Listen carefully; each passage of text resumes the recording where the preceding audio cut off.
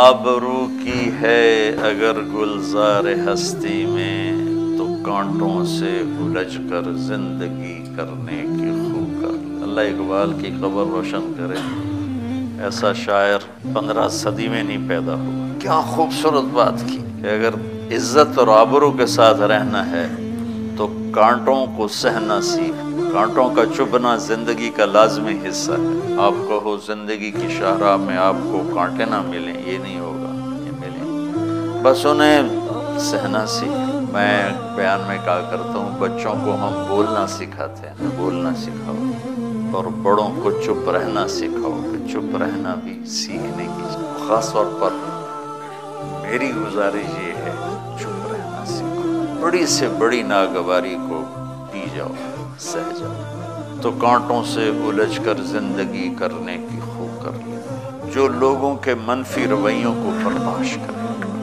بیوی سے، بچے سے، بھائی سے، بہن سے، بیٹے سے، چھوٹے سے، بڑے سے، جہاں سے بھی کانٹا آ رہا ہے، اسے اپنی ترقی کا ذریعہ سمجھ کے برداشت کرے، نکال کے اپنے سفر پہ گامزن ہو جائے گا، تو اللہ تعالیٰ کا ایسا غیبی نظام اس کے ساتھ چلے گا کہ ساری دنیا دیکھے گی۔ ہمارے ماحول میں منفی بولنا، منفی لکھنا بہت زیادہ ہوگی۔ بچوں اللہ کے واسطے لوگوں کے لیے باعث رحمت بن جاؤ، لوگوں کے لیے محبت بن جاؤ، پیغام محبت بن جاؤ۔